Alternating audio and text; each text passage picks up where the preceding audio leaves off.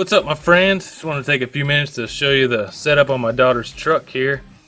So when we first got this thing, live on a gravel road, it couldn't make it 2 inches without spinning out, getting stuck, getting hung up, everything like that. So I knew right away I had to do something with that. So decided to go with a dual motor setup, which I'm calling a spool, which it acts like a spool, in a real vehicle, but obviously this is an electric toy, so you can't put a real spool in it.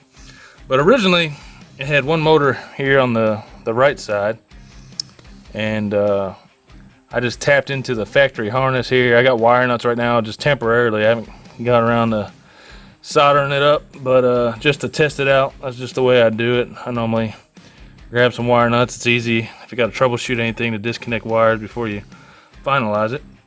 But anyway, so I just tapped into the existing harness and wired in a secondary motor with the same exact specs.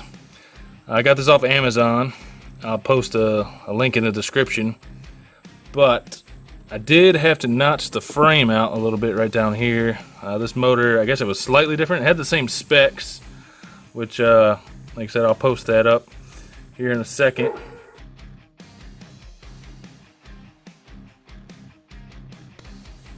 Everything else slid right in. It's got the little gear cog that hooks up to the back of the wheel.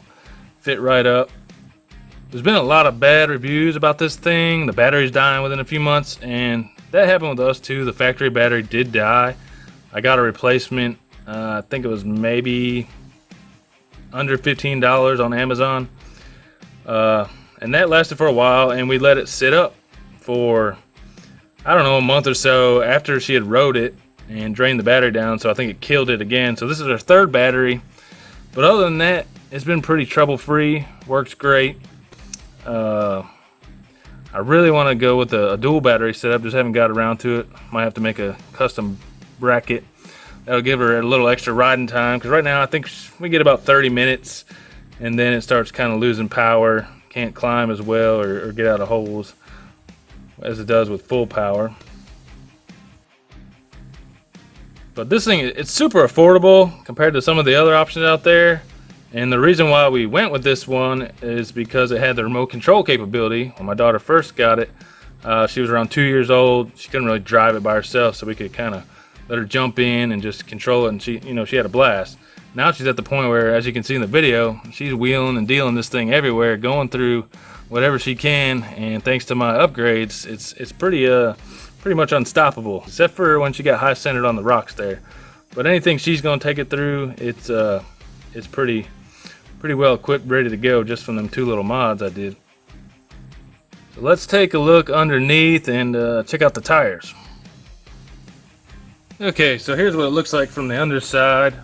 This was the original gearbox and motor, and if you can see, it's got a little cog on the wheel that just slides right into the gearbox.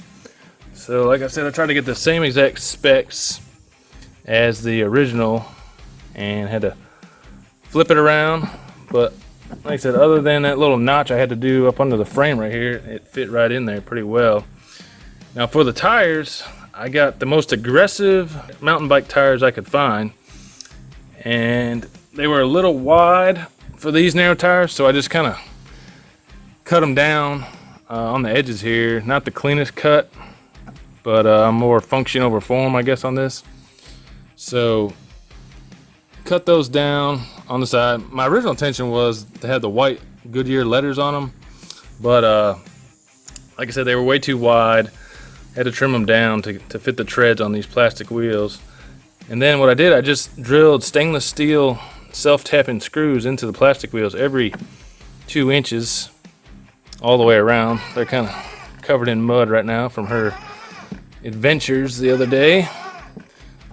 But yeah, so that's what I did. Each wheel, cut the mountain bike tires down, stainless steel screws every couple inches, and it's great. I mean, with the dual motor setup and the rubber tires, like I said, from the video you can see she's going over rocks, mud, dirt, wet grass. Nothing can really stop her other than the ground clearance where she got hung up high centered. Maybe that's the next thing I need to do, is work on a lift kit or something for this beast here. But it's an absolute blast. She just loves driving it around now. And in the stock form, like I said, it couldn't go nowhere.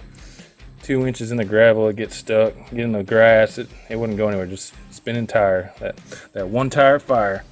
But now, like I said, she's just loving it. And every day she gets in it, drives around, just cruises. We got a bunch of dirt around here. We're getting ready to build a house, so it's a one giant sandbox for her right now.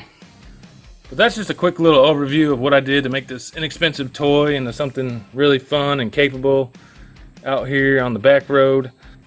Until next time, I'm back road bound.